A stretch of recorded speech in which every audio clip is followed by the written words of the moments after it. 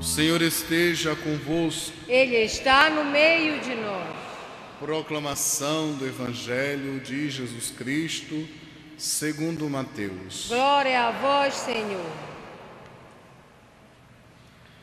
Naquele tempo, dirigindo-se para a sua terra, Jesus ensinava na sinagoga, de modo que ficavam admirados e diziam: de onde lhe vem essa sabedoria e esses milagres? Não é ele o filho do carpinteiro? Sua mãe não se chama Maria? E seus irmãos não são Tiago, José, Simão e Judas? E suas irmãs não moram conosco? Então, de onde lhe vem tudo isso? E ficaram escandalizados por causa dele. Jesus, porém, disse: um profeta só não é estimado em sua própria pátria e em sua família. E Jesus não fez ali muitos milagres, porque eles não tinham fé. Palavra da salvação. Glória a vós, Senhor.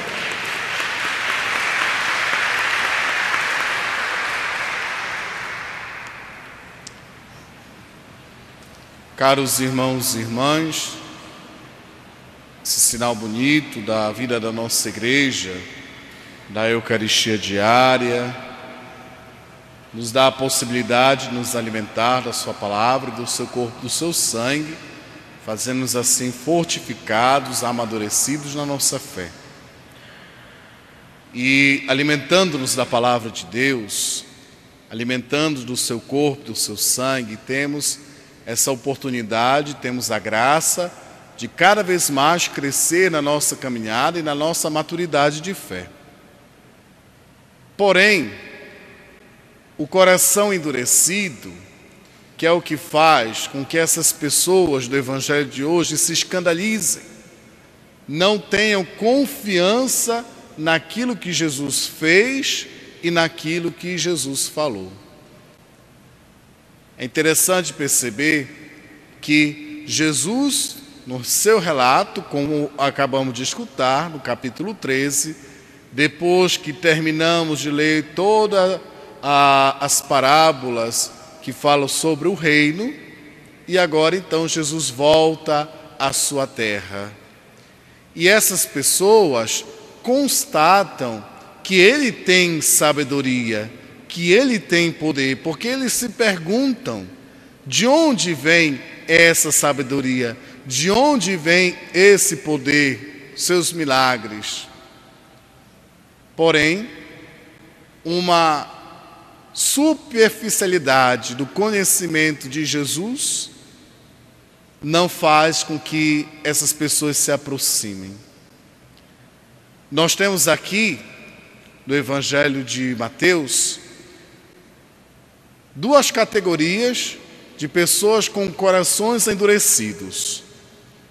Nós vemos uma classe de religiosos, fariseus, escribas, doutores da lei, por haverem, de certa forma, um conhecimento da lei, o conhecimento das 603 leis que deviam cumprir. Caso se não cumprissem uma, estariam impuros.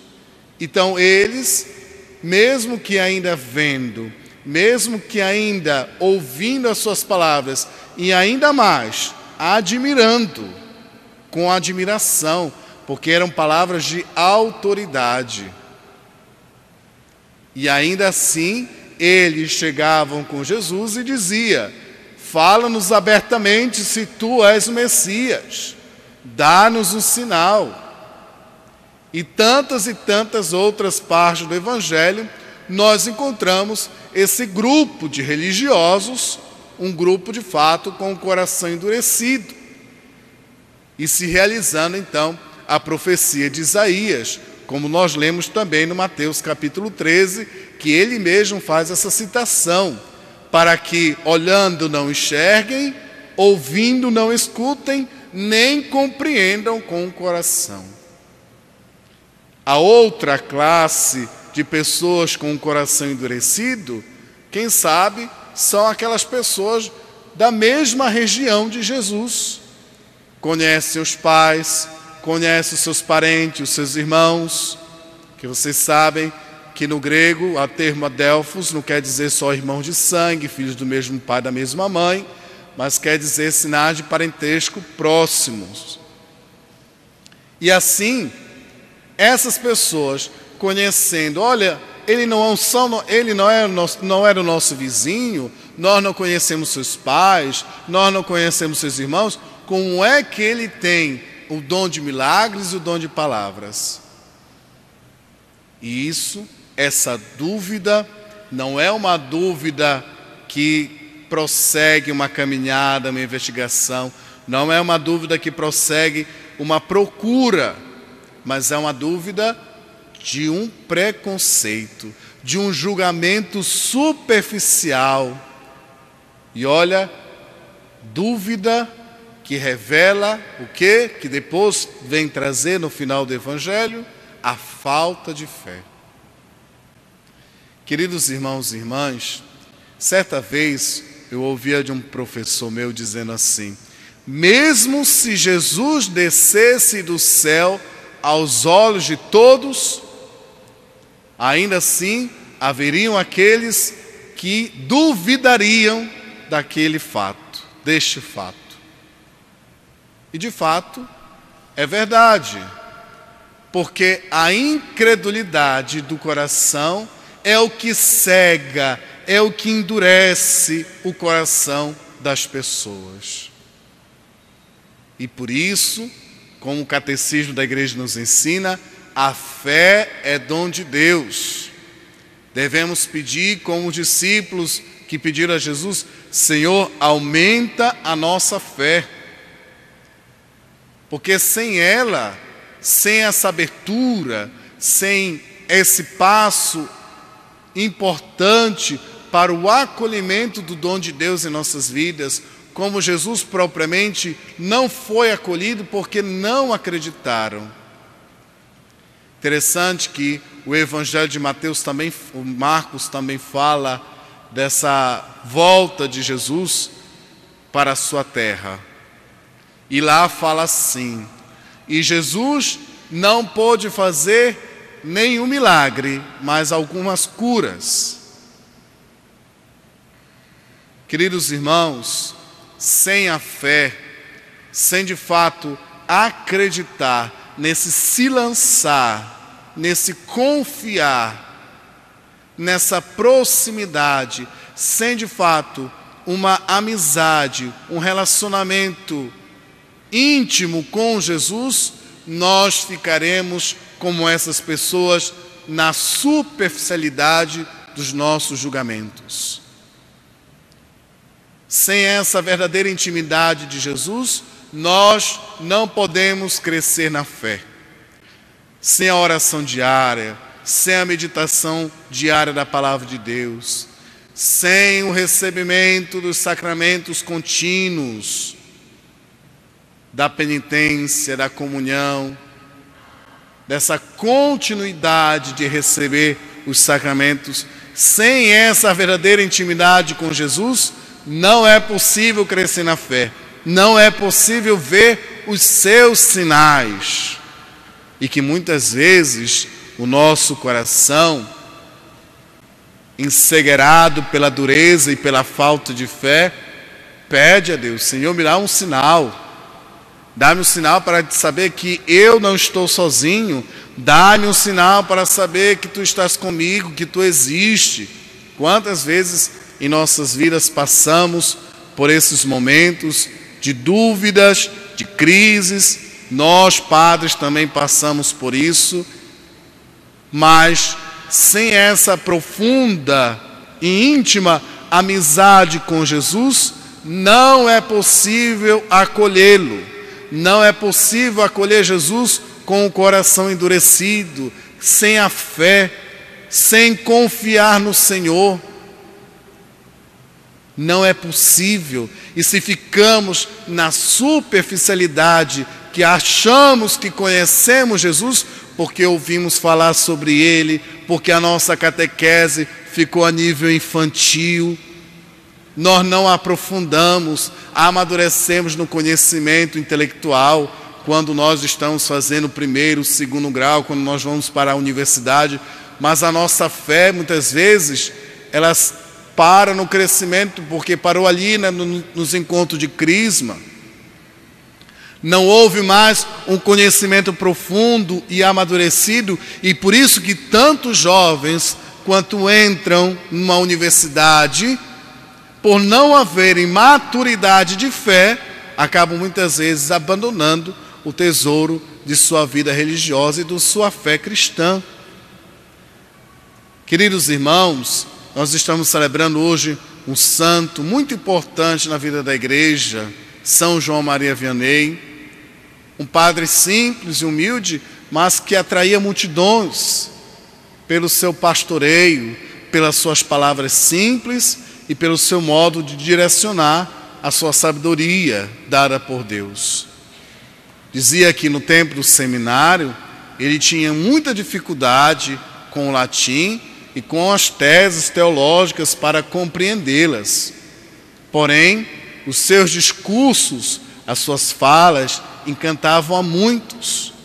E por isso, até mesmo o governo, no período francês, da Revolução Francesa, construiu uma estação de trem para levar os peregrinos que era uma cidade pequenininha, sem importância, mas que começou a atrair muitos para ver quem? Um padre humilde. Essa é a beleza da fé cristã, meus irmãos, que o sucesso de um padre, de um sacerdote, não consiste na sua eloquência, na sua sabedoria deste mundo, mas consiste justamente, cada vez mais, aquilo que o Concílio Vaticano II diz, de configurar-se a Cristo.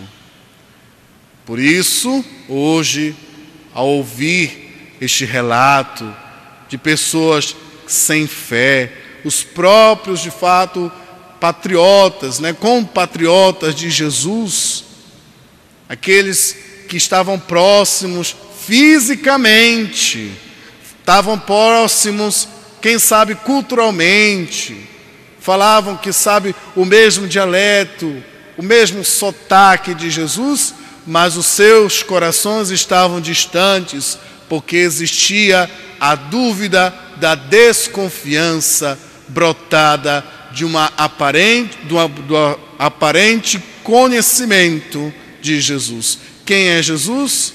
É o filho de Maria, é o filho de José, nós conhecemos os seus irmãos, mas de onde vem tudo isso?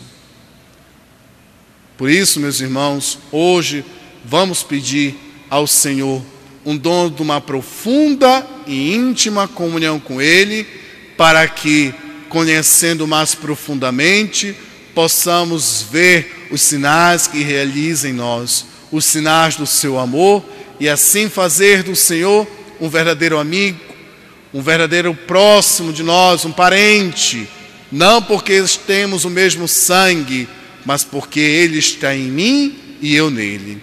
Assim como a vida de São João Maria Vianney foi dedicada ao Senhor, a ponto de que suas palavras encantavam e também, do mesmo modo de Jesus, enchia de admiração os corações daqueles que o escutavam.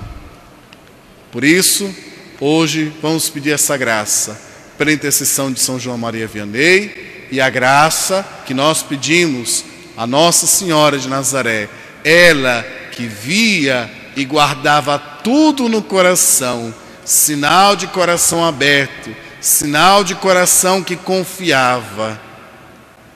No relato das bodas de Caná, nós sempre pensamos que Nossa Senhora é aquela que intercede, com certeza, mas também é aquela primeiro que confia, é a primeira que recorre ao Filho na hora de tantas tribulações, na hora da tribulação, quando falta o vinho, é ela a primeira que confia no Filho, por isso o pede pelos noivos, por aqueles que estão passando momento de aflição. Por isso, vamos pedir hoje ao Senhor uma profunda intimidade, corações abertos e confiantes no Senhor Jesus. Louvado seja nosso Senhor Jesus Cristo. Para sempre seja louvado.